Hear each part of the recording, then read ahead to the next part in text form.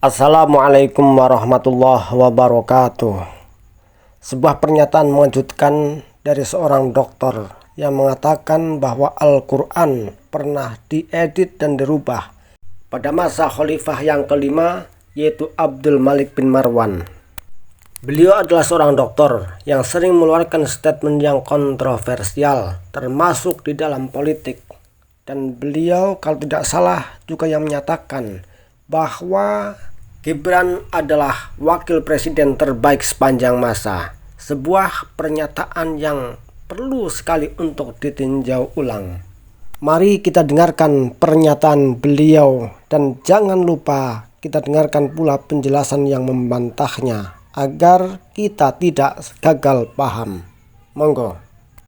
Standarisasi kembali dilakukan di era Khalifah kelima Bani Umayyah, Abdul Malik bin Marwan. Saat itu Khalifah Abdul Malik membentuk komite untuk melakukan standarisasi Al-Quran yang terdiri dari 6 ulama. Mereka bersama menentukan mana yang perlu dan tidak perlu dimasukkan dalam Al-Quran. Selama ini, mayoritas umat Islam percaya bahwa tidak pernah dalam sejarah Islam Al-Quran itu diedit, ditulis ulang, atau sebagian isinya dihilangkan karena satu dan lain hal. Tapi kini setelah saya baca banyak buku, mendengar diskusi, bertukar pikiran, saya tiba pada kesimpulan bahwa Al-Quran sangat mungkin mengalami perubahan.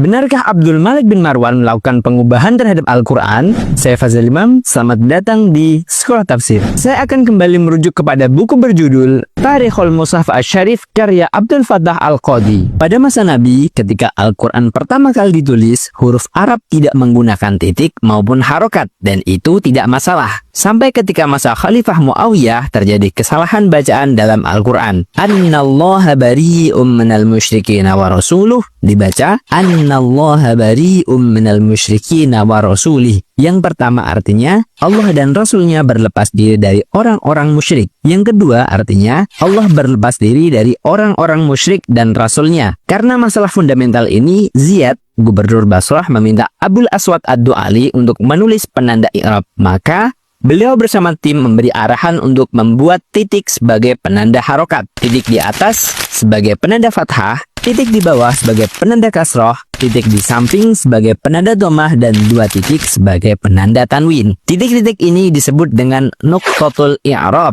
ditulis dengan tinta merah. Di masa Khalifah Abdul Malik bin Marwan, kesalahan bacaan semakin banyak terjadi. Islam semakin luas dan banyak penduduk non-Arab masuk Islam. Khalifah Abdul Malik bin Marwan mengutus gubernurnya Al-Hajjaj bin Yusuf untuk melakukan pengubahan penulisan Al-Quran agar tidak terjadi kesalahan pembacaan lagi. Sang gubernur lalu mengutus Nasr bin Asim dan Yahya bin Ya'mar untuk menyelesaikan masalah ini. Mereka memberi titik untuk membedakan ba, ta, fa, jim, ha, kho, dan seterusnya. Titik-titik ini disebut dengan nuqtatul i'jam, ditulis dengan warna hitam untuk membedakan dengan titik yang ditulis Abul Aswad Ad-Du'ali. Baru di masa Daulah Abbasiyah muncul imam nahwu bernama Khalil bin Ahmad Al-Farhidi yang memodifikasi titik merah rumusan Abul Aswad menjadi harokat yang kita kenal sekarang.